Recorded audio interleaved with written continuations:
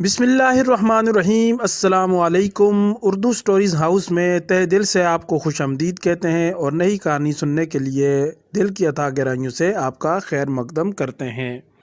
اس سے پہلے اگر آپ نے ہمارا چینل سبسکرائب نہیں کیا تو برائے مہربانی ہمارے چینل کو سبسکرائب کریں اور بیل آئیکن کو پریس کریں تاکہ ہر آنے والی کہانی آپ کو سب سے پہلے ملتی رہے۔ ابن جوزی فرماتے ہیں کہ ایک بڑا دھوکے باز، مکار اور چلاک شخص بغداد سے حمص پہنچا اور اس کے ساتھ اس کی بیوی بھی تھی۔ وہاں پہنچ کر اس نے اپنی بیوی سے کہا کہ یہ احمقوں، نالائکوں اور بے وقوفوں کی بستی ہے اور میں نے انہیں دھوکہ دینے کے لیے ایک منصوبہ اور سکیم تیار کی ہے، لیکن مجھے تیری ضرورت ہے۔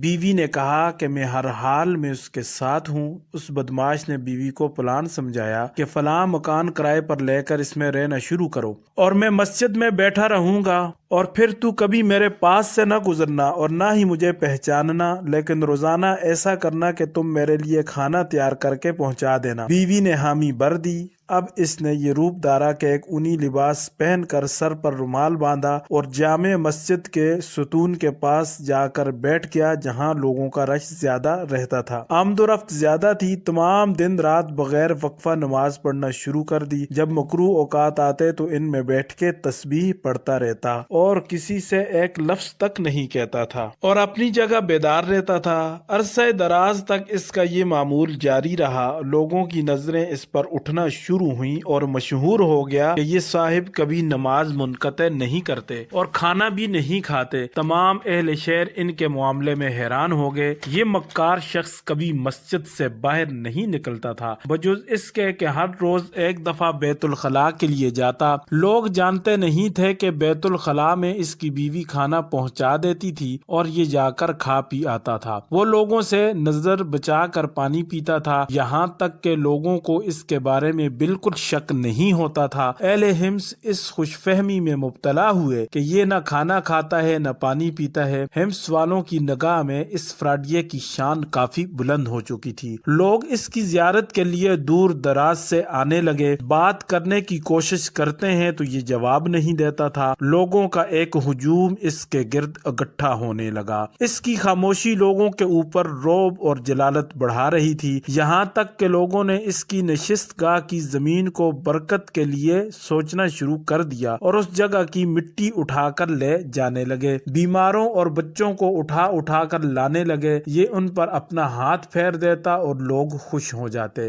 بزرگی کا یہ نام نہاد مرتبہ پانے کے لیے اسے 1 سال گزارنا پڑا۔ اب جب ماحول اس کے حق میں ہو گیا تو اب اس نے دوسری کانفرنس بیوی کے ساتھ بیت الخلاء میں منعقد کی اور اسے سمجھایا کہ جمعہ کے دن جب لوگ نماز پڑھ رہے ہوں تو آ کر مجھ سے لپٹ پڑنا اور میرے منہ پر زور زور سے تھپڑ مارنا اور کہنا کہ اے اللہ کے دشمن، تو بغداد میں میرے بیٹے کو قتل کر کے بھاگ کے یہاں آ گیا اور عبادت گزار بن گیا۔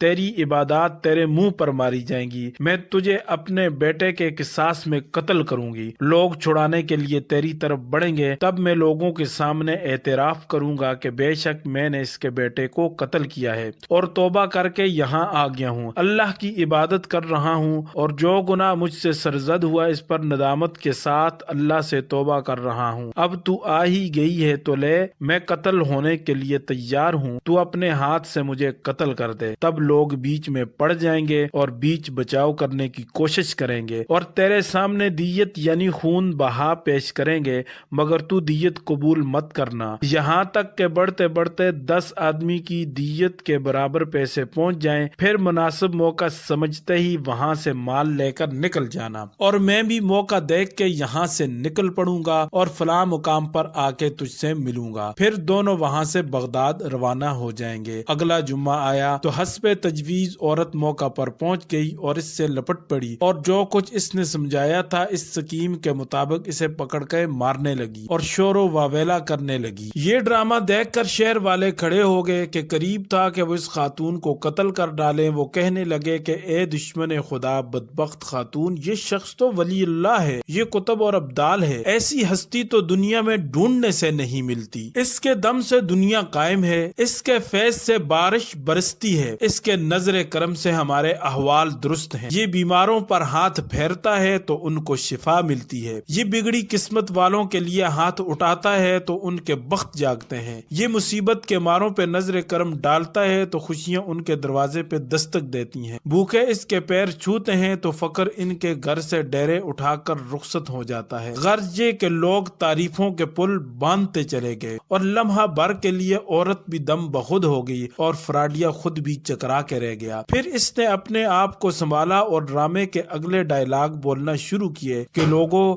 جب سے میں آیا ہوں کیا تم نے کبھی کوئی لفظ میری زبان سے سنا ہے؟ پہلی دفعہ اس کی زبان سے کوئی لفظ سنا تو لوگ ایک دوسرے کو بشارت دینے لگے کہ یہ شخص تو بولتا بھی ہے۔ ابھی لوگ اس کے بولنے پر تعجب کر ہی رہے تھے کہ اس نے گرم لوہا دیکھ کر ایک اور ضرب لگائی اور بولا، میں تمہارے ہاں اس گناہ سے توبہ کر کے آیا ہوں جس کا یہ عورت ذکر کر رہی ہے، اور یہ سچ ہے کہ میں بری حالت میں گرفتار ہوا، خسارے میں مبتلا ہوا اور میں ایسا ہی شخص تھا۔ بے شک میں نے اس عورت کا بیٹا قتل کیا ہے۔ میں توبہ کرنے کے لیے یہاں آیا ہوں۔ میں برابر اپنے نفس کو اس بات پہ آمادہ کرتا رہا ہوں کہ میں اپنے آپ کو اس عورت کے سپرد کر دوں تاکہ یہ مجھ سے اپنے بیٹے کا قصاص لے لے اور مجھے قتل کر دے۔ ایسا نہ ہو کہ اللہ میری توبہ قبول نہ کرے، اور میں اللہ سے برابر دعا کرتا رہا وہ میری توبہ قبول کرے اور اس عورت کو میرے اوپر مسلط کر دے، یہاں تک کہ میری دعا قبول ہوگی اور یہ عورت میرے پاس آ گئی اور اس نے مجھ پر قابو پا لیا۔ اب اس سے موقع دو کہ یہ مجھے قتل کرے، میں تمہیں اللہ کے سپرد کرتا ہوں۔ اس پر ایک شور و وویلا مچا، لوگ رونے اور پیٹنے لگے اور ہر طرف آہوں، سسکیوں اور نالہ و شیون کا طوفان برپا ہوا۔ بزرگ بولے کہ ہمیں اس بندہ صالح کو اپنے شہر میں محفوظ رکھنے کی تدبیر کرنی چاہیے، عورت کے ساتھ نرمی سے بات کر کے اس سے درخواست کرنی چاہیے کہ وہ دیت قبول کر لے، پھر ہم مل جل کر دیت ادا کریں گے۔ اور لوگ اس عورت کے پاس پہنچے اور دیت کا سوال کیا تو اس نے انکار کر دیا اور کہا کہ میرے بیٹے کے ایک بال کے بدلے میں پوری دنیا بھی دے دو تو میں قبول نہیں کروں گی۔ لوگ اس پر اصرار کے ساتھ بڑھتے رہے، یہاں تک کہ لوگوں نے کہا کہ 10 لوگوں کی دیت کو قبول کر لو۔ تو اس فراڈی عورت نے کہا کہ تم میرے سامنے مال جمع کر کے رکھ دو اور میں اس کو دیکھوں تو میرا قلبی رجحان قبول کرنے کی طرف ہو گیا تو ہو گیا، قبول کر لوں گی، ورنہ میں قاتل کو قتل کر کے ہی رہوں گی۔ تو لوگوں نے 1,00,000 درم جمع کر کے اس سے کہا کہ یہ لے۔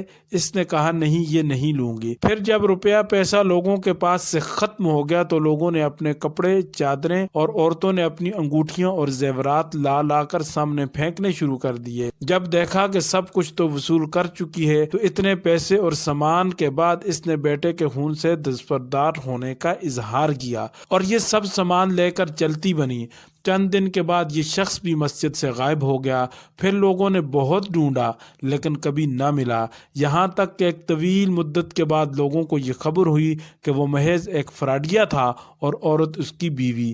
دونوں نے مل جل کر خوب اہل علاقہ کی خبر لی اور ان کی حجامت بنا کر ان کی جیب صاف کر کے ہمیشہ کے لیے وہاں سے رخصت ہو گئے۔ اگر آپ کو ہماری یہ ویڈیو پسند آئی ہے تو چینل کو سبسکرائب کریں، ویڈیو کو لائک کریں، کومنٹس میں اپنے رائے کا اظہار کریں، دوستوں کے ساتھ اس ویڈیو کو شیئر کریں، اور ایک اور مزیدار، دلچسپ، تاریخی اور انوکھی ویڈیو کے ساتھ ہم آپ کی خدمت میں حاضر ہوں گے دوبارہ۔ اس وقت تک کے لیے ہمیں دیجیے اجازت۔ اللہ حافظ۔